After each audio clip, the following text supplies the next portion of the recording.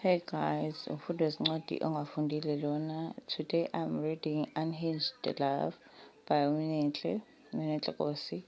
I'm reading chapter 1.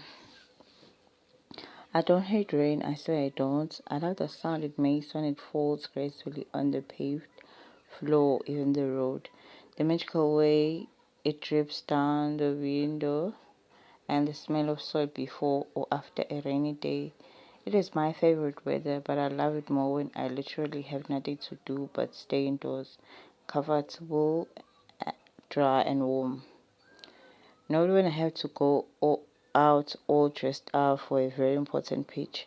Honestly, how does one make sure she doesn't get wet in this weather? This ain't no K-drama where an admirer is going to show up out of nowhere with a huge ass umbrella that is not going to let even a drop of rain fall on you.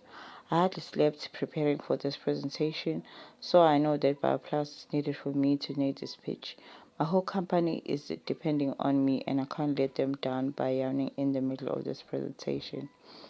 I can yawn later all I want, but not now. Passing a petrol station early in the morning is never a good idea because it is always full with people filling up their tanks before rushing to work. I don't even find a parking space next to the door, and now I'm forced to park a couple of meters away from the garage door. Me, now I am really going to get wet. Switching off the ignition, I rush inside the store with only my bank card in my hand. I picture the bar plus sachet and end up grabbing a giant brand muffin from the cafe. It was just so irresistible. I suck on the bar plus sachet and throw the paper and the trash can. I make my way out, and now the rain is pouring harder than before. I don't need this right now. This much bad luck. I know rain is seen as blessings and all, but this one is just the devil's work. Why should I get wet on my way to such an occasion? You know what?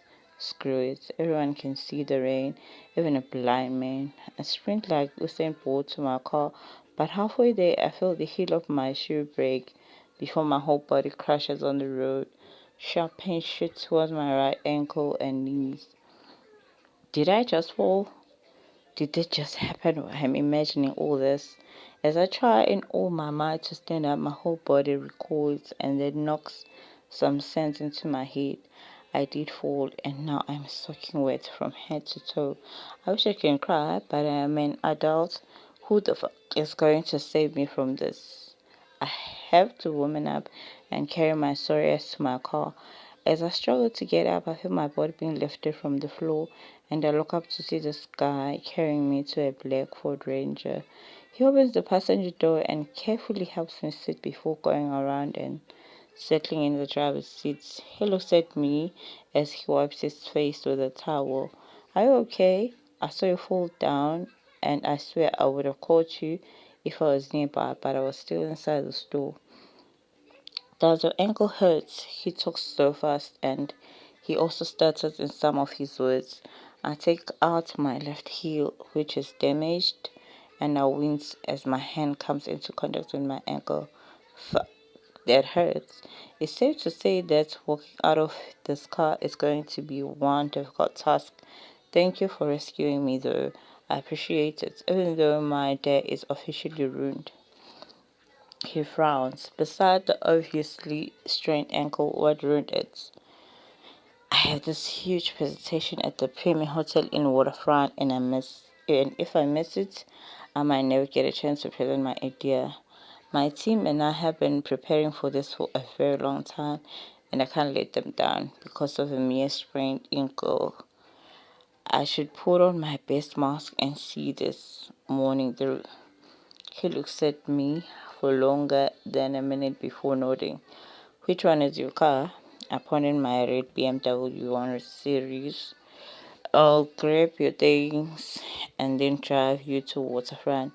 What do you need from there? He asked for my car keys, and I hand them to him before instructing him on what to take out from my car. He comes back with everything I asked for and places them in the back seat. He starts the car and drives away from the garage. Where do you work? I can have your car. They will leave it there. My car, yeah, my cherry. I will ask one of my crew members to come and fetch it. Thank you for doing this for me. His lips tilt for a moment before he stays on the road ahead. Today is my little sister's birthday. I bought her this outfit that she loves, but I don't mind lending it to you since you really need it. I will just buy another one on my way home. He's so generous and sweet. How did this happen? How did I fall and get picked up by an angel? Or maybe he is the devil disguising himself for selfless acts.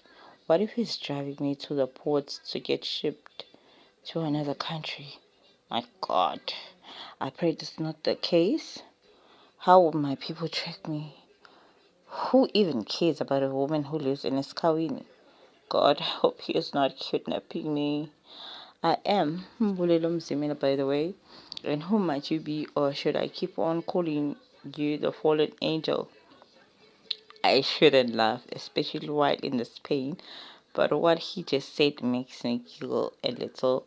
Fallen angel. The irony there, since I'm calling him a devil in my head. Thank you, Emabuya Kulu. Where do you stay, and what do you do? Yeah, I'm curious. Kill me for looking out for myself. He chuckles. You are awfully curious for someone in pain. There is nothing numbing it, so talking might help me get my mind off it. Fair, I will take you to the doctor after a meeting anyways. I'm 24 years old, I'm a safety officer, and I officially reside in Miarense, but I also have a home in La Lucia. Wow, such a young man, and yet he has made it in life. He's 3 years younger than me. Are all two kids as successful, or he is just mocking me? Your turn to answer.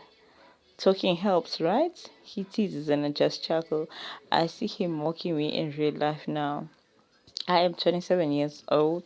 I am a nutritionist and I also happen to be a professional chef. I reside in Esther County J section and I have a small company called Healthy Eats, which has been running for a couple of years.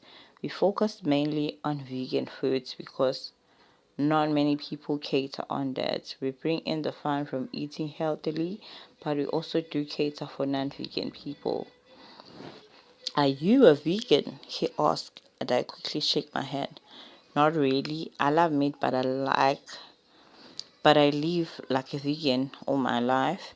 Have never went to an all vegan eatery that has really tasty treats, which is why I was encouraged to open my own establishment, which is really vegan friendly. Not just on paper, but in reality. You are really ready for your presentation. I smile at him and look ahead. Okay, I think this is now a presentation. Okay, it goes like this. Whoever said that vegan foods should be boring and stale clearly hasn't tasted any of the treats that we serve at our restaurants.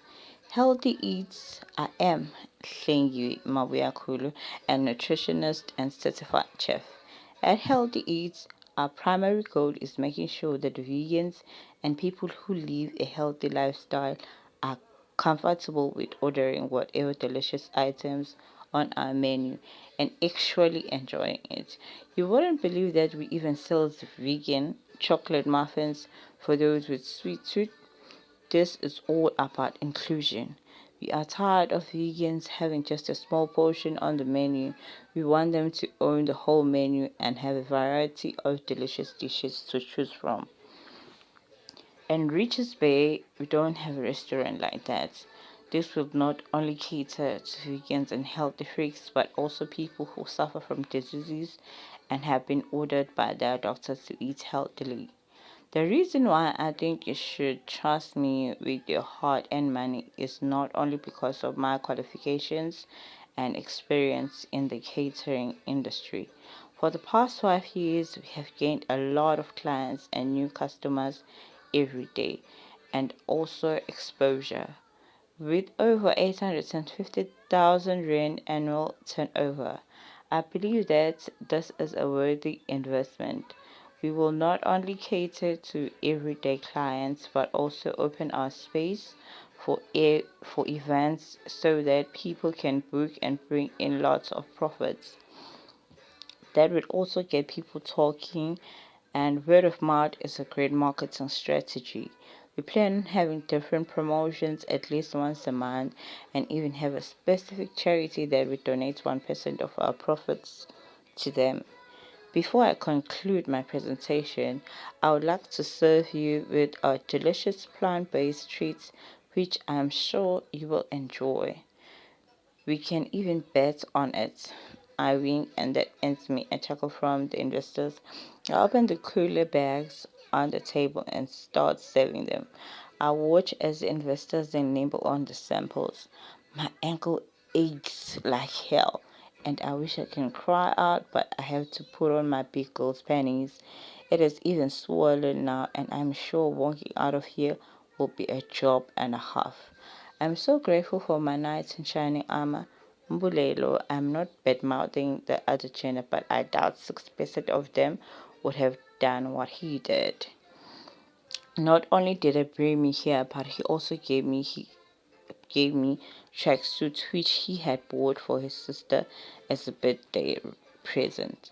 He made sure I get to the boardroom and even brought one of the cleaners to help me set up for my presentation. By the time the investors came in, everything was in order. One of them questioned my attire and walk when I got up, but I just brushed him off with a Cinderella joke. One of the women, Asando Pina, clears her throat and wipes her mouth with a napkin. She closes her takeaway and looks at me. Girl, you had me at vegan desserts. I chuckle nervously. My daughter was diagnosed with a heart disease at a young age and has had more hospital trips than any of you here. I had a nutritionist just for her, and most of the time we ate what was prepared for her just to show our support. All the crap we tasted doesn't come in my close to this. Young lady, this is next level shit.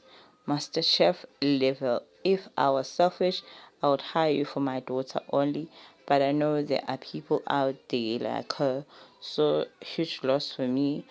I am most definitely going to invest. I'm happy with this, she winks at me, and I feel a bit of relief.